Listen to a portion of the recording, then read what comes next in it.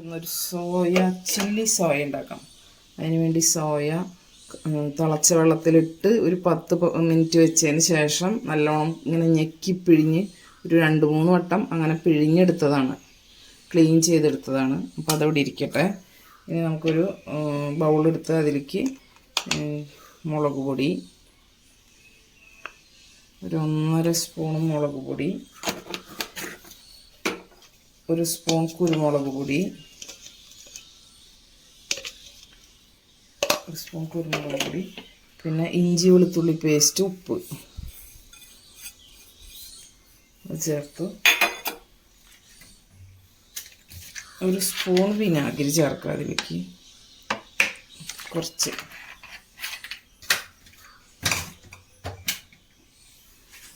Mix ചെയ്യാം.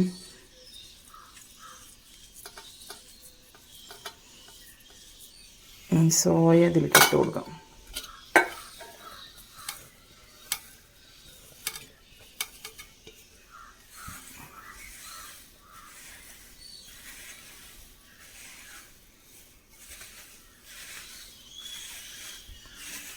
നന്നായി mix ചെയ്തെടുക്കാം. അതിലേക്കൊരു സംഭവം കൂടി ചേർക്കാനുണ്ട്. നനവ് കുറവുണ്ടെങ്കിൽ 1 സ്പൂൺ വെള്ളം ചേർക്കാം കേട്ടോ. അപ്പോൾ 2 ടേബിൾ സ്പൂൺ കോൺഫ്ലവർ ചേർത്ത് കൊടുത്തിട്ടുണ്ട്. അതുകൂടി ചേർത്ത് നന്നായി ഒരു കോട്ടിങ് കിട്ടാൻ വേണ്ടിയിട്ടാണ് കോൺഫ്ലവർ ചേർക്കുന്നത്. നന്നായി തിരുമ്പി ഇത് നന്നായി തിരുമ്പി എടുത്തിട്ടുണ്ട്. നന്നായി കോട്ടായിട്ട് കിട്ടിയിട്ടുണ്ട്. ഇത് നമുക്ക് ഫ്രൈ ചെയ്തെടുക്കാം കേട്ടോ. എല്ലാം നന്നായി മസാല തേച്ച് വെച്ചിട്ടുണ്ടെങ്കിൽ നമുക്കിത് ഫ്രൈ ചെയ്തെടുക്കാം കേട്ടോ.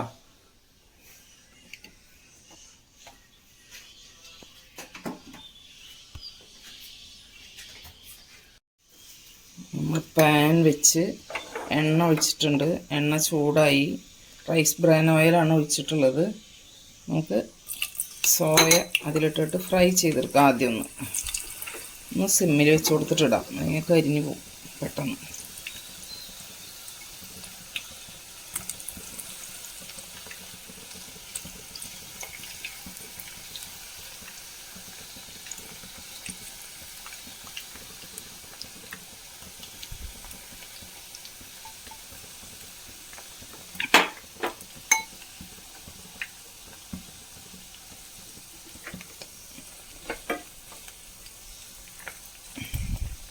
രണ്ട് ബാച്ചായിട്ടിട്ട് വറുത്തെടുക്കാം.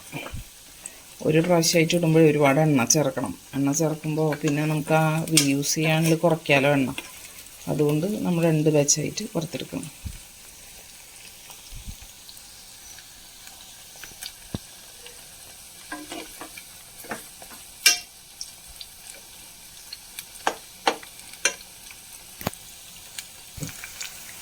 നമ്മുടെ സോയൊക്കെ ഫ്രൈ ആയിട്ട് വന്നിട്ടുണ്ട്.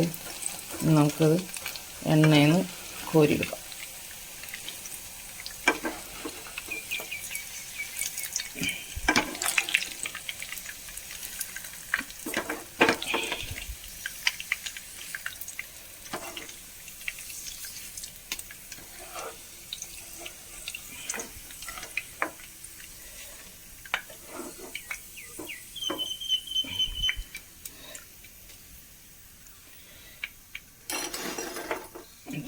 ഇട്ട് കൊടുക്കാം.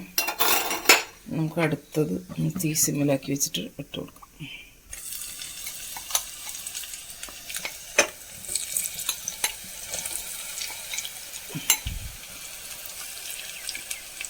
അതും കൂടി ഒന്ന് ഫ്രൈ ആയി വരട്ടെ. നമ്മുടെ അടുത്ത ബാച്ച് സോയ ഫ്രൈ ആയിട്ടുണ്ട്. അപ്പോൾ അതും കൂടെ നമുക്ക് എടുക്കാം. ചെറിയ പാത്രമായതുകൊണ്ട് നമുക്ക് കുറച്ചായിട്ടിട്ടത്. പിന്നെ എണ്ണ ഒരുപാട് ഇങ്ങനെ രണ്ടാമത് ഉപയോഗിക്കേണ്ടല്ലോ എന്നുള്ള ഇതിലാണ് നമ്മൾ. അല്ലെങ്കിൽ നമുക്ക് ഒറ്റ ട്രിപ്പിന് അത് ചെയ്യാനുള്ളതുള്ളൂ. കുറച്ച് സംഭവം കുറച്ചുള്ളൂ.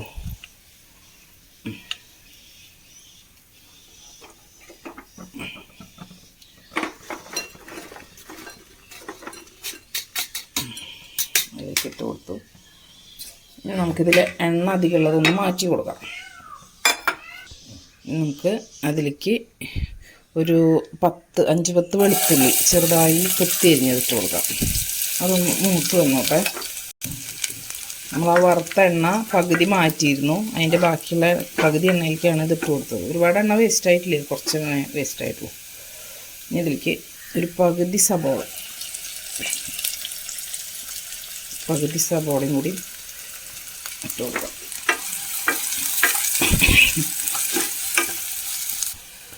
സബോളയ്ക്കൊരു ഇതൊന്ന് നന്നായിട്ട് വാടി വന്നിട്ടുണ്ട്, ബ്രൗൺ കളർ ആയിട്ടില്ല. അപ്പോൾ നമുക്ക് 2 പച്ചമുളക് അരിഞ്ഞത് അതിലേക്ക് ചേർത്ത് കൊടുക്കാം.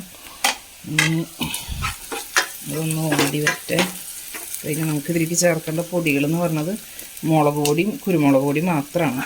അപ്പോൾ അതും കൂടി ചേർത്ത് കൊടുക്കും. കാശ്മീരി ചില്ലി പൗഡറാണ് കേട്ടോ, ഒരു 1.5 സ്പൂണുണ്ട്. അത് ഇതിലേക്ക് ചേർത്ത് ഇളക്കി കൊടുത്തു.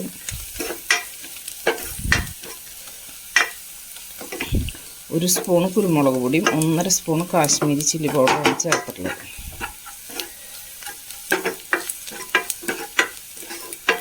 ഇതിൻ്റെ പച്ചമണം ഒന്ന് മാറി വരുമ്പോൾ നമുക്കിതിലേക്ക്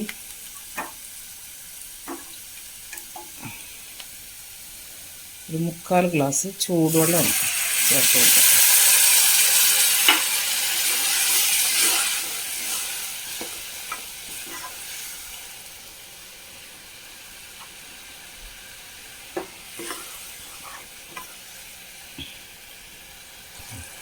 അത് നന്നായി തിളച്ചിട്ടുണ്ട്. അതിലേക്ക് നമുക്ക് 2 സ്പൂൺ സോയാ സോസും 2 സ്പൂണ് മറ്റേ ടൊമാറ്റോ സോസും, നമുക്ക് റെഡ് ചില്ലി സോസ് ഉണ്ടെങ്കിൽ അതും കൂടി ചേർത്ത് കൊടുക്കാം. അത് നമ്മുടെ കയ്യിൽ സ്റ്റോക്ക് ഇല്ലാത്തതുകൊണ്ട് നമ്മളത് ചേർക്കുന്നില്ല. നന്നായി ഇറക്കി കൊടുക്കാം.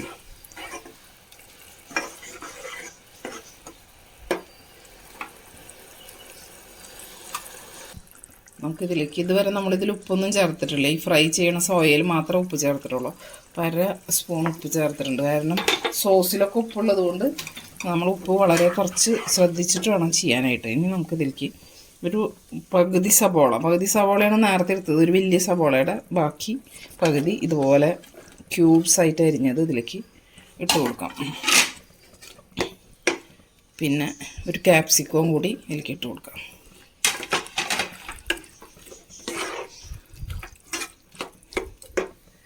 ഇതിലേക്കൊരു സംഭവം കൂടി ചേർക്കേണ്ടത്, ഇവിടെ കോൺഫ്ലവർ, 1 സ്പൂൺ കോൺഫ്ലവർ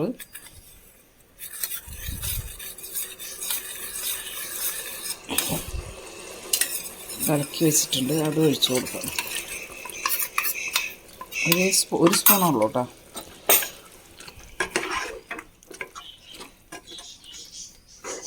ഇനി നമ്മുടെ സോയ ഇട്ട് കൊടുക്കാം.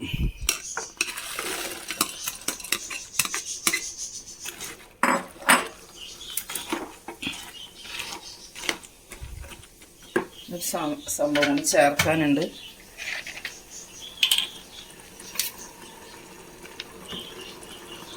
ഒരു സ്പൂണ് വിനാഗിരി,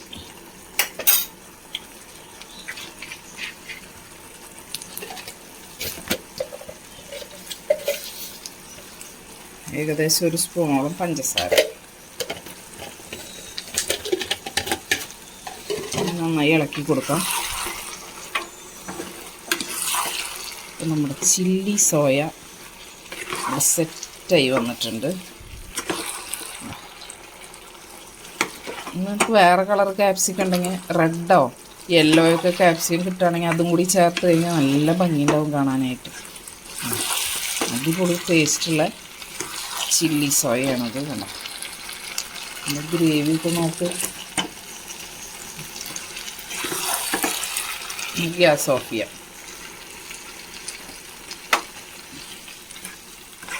ചില്ലി സോയ ഇവിടെ റെഡിയായി. നമ്മളിത് വെള്ളയപ്പത്തിൻ്റെ കൂടെയാണ് കഴിക്കാൻ പോണത്.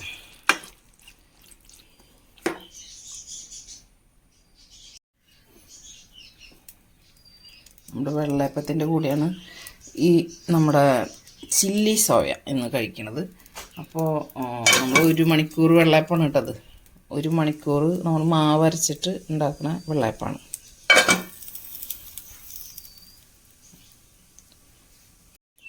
നമ്മുടെ വെള്ളപ്പം റെഡി ആയിട്ടുണ്ട്.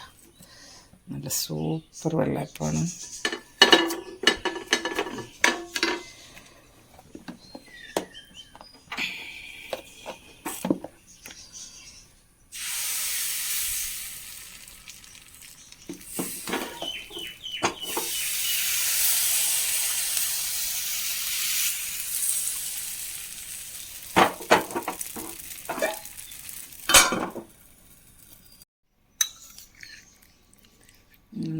സോയ ചേർത്ത് നമുക്ക് വെള്ളപ്പം കഴിക്കാം.